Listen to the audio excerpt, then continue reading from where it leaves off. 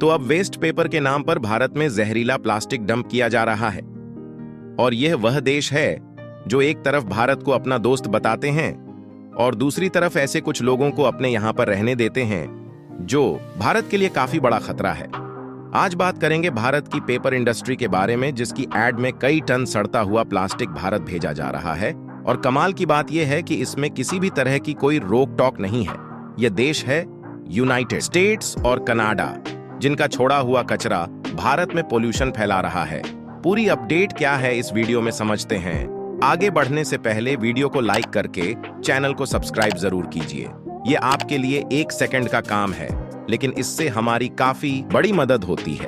आपको बता दें कि भारत में हर साल तकरीबन 13 मिलियन टन पेपर का इस्तेमाल होता है, लेकिन इसमें से केवल 25 से 28 पेपर को ही रिसाइकल किया जाता है। कुल मिलाकर दुनिया भर में 60 से ज्यादा ऐसे देश हैं जो भारत में आज पेपर की डंपिंग करते हैं। एक तरह से देखा जाए तो पेपर इंडस्ट्री के लिए एकदम सही है, क्योंकि भारत खुद एक काफी बड़ा कागज का एक्सपोर्टर है और करीबन $3 बिलियन का कागज भारत एक्सपोर्ट किया जाता है। अब इतनी बड़ी एक्सपोर्ट इंडस्ट्री को सपोर्ट करने के लिए इतनी बड़ी मात्रा में पेड़ नहीं काटे जा सकते, इसलिए वेस्ट पेपर दुनिया भर से भारत में इंपोर्ट किया जाता है और फिर यहाँ से रिसाइकल करके एक अच्छा खासा फॉरेन रेवेन्यू भारत आ पाता है। पर कुछ चालाक देश अब इसका गलत फायदा उठा रहे हैं और अपने यहाँ का सड़ता हुआ कचरा इस पेपर में मिलाकर भारत भेजा जा रहा है। टाइम्स ऑफ इंडिया के इस आर्टिकल के मुताबिक वेस्ट प्लास्टिक की कई टन क्वांटिटी इस पेपर में मिलाकर भारत को शिफ्ट कर दिया जाता है और इसकी वजह से 2 काफी बड़े नुकसान भारत को झेलने पड़ रहे हैं, जिसमें पहला है वेस्ट पेपर की प्रोसेसिंग कॉस्ट। प्लास्टिक के मिले होने की वजह से पेपर को अलग करने में ज्यादा समय और पैसा बर्बाद हो जाता है। इसके अलावा इस वेस्ट प्लास्टिक से छुटकारा पाने के लिए इसे चीनी मिलों को बेच दिया जाता है, जहां इन्हें जलाकर इथेनॉल और चीनी बनाई जाती है। ये रिपोर्ट स्पेशली मुजफ्फरनगर को ध्यान में रखते हुए पब्लिश की गई है, जहां करीबन 30 पेपर मिल्स ऑपरेशनल है। यहाँ की पेपर इंडस्ट्री के मालिकों का कहना है कि इस प्लास्टिक को इकट्ठा करके राजस्थान की सीमेंट फैक्ट्री को भी भेज दिया जाता है, क्योंकि इन फैक्ट्रीज में प्लास्टिक जलाना इलीगल है। दिक्कत यह है कि भारत में आ रही इस पेपर की शिपमेंट की प्रॉपर स्क्रीनिंग नहीं की जाती, जिसकी वजह से टंटालूम लगा दिया था। आपको बता दें कि 2017 से पहले लगभग 3 दशकों तक चीन दुनिया का आधे से ज्यादा वेस्ट प्लास्टिक इंपोर्ट करता था, लेकिन पोल्यूशन के चलते चीन को यह सब बैन करना पड़ा। वहीं भारत ने भी ऐसा ही बैन 2019 में लगाया था, लेकिन बाद में से हटा लिया गया।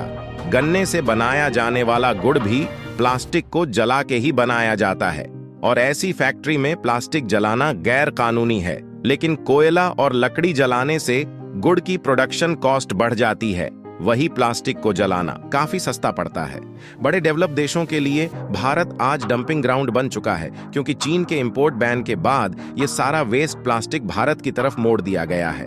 अभी तक इस पर कोई भी बड़ा एक्शन नहीं लिया गया है, क्योंकि सिस्टम ऐसा है कि यह गैर कानूनी प्लास्टिक हर किसी को फायदा पहुंचा रही है और इसी के चलते हर कोई चुप है। अब यहाँ पर कोई ना कोई तो जिम्मेदार है सरकार, जो ऐसी गैर कानूनी प्लास्टिक को घुसने का मौका दे रही है, या फिर फैक्ट्रीज जो जानते हुए भी सड़ती हुई प्लास्टिक जला रही है। खैर, आप लोग अपनी राय कमेंट में बता सकते हैं कि इसका जिम्मेदार कौन है।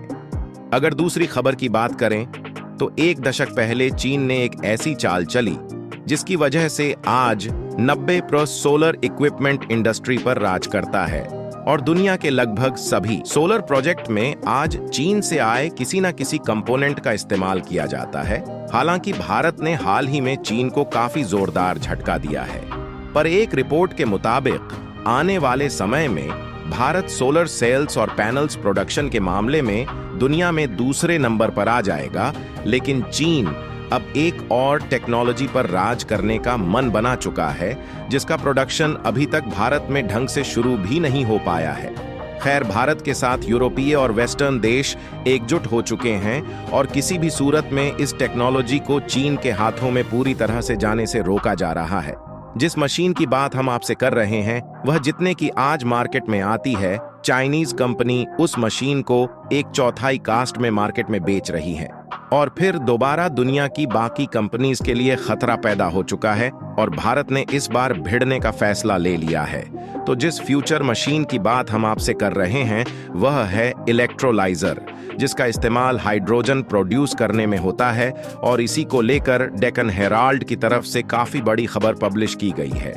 इस रिपोर्ट में बताया गया है कि आज पूरी दुनिया में प्रोड्यूस होने वाले इलेक्ट्रोलाइजर का 40% अकेले चाइना में प्रोड्यूस होने लगा है और चाइना ने इस इंडस्ट्री से बाकी कंपनी को बाहर निकालने के लिए वही प्लान बनाया है जो आज से 10 साल पहले सोलर इंडस्ट्री के लिए बनाया था। मतलब मार्केट वैल्यू से कम कॉस्ट में अपने इलेक्ट्रोलाइजर बेचकर चाइनीज कंपनी अपना कब्जा पूरे विश्व में जमाना शुरू कर चुकी है।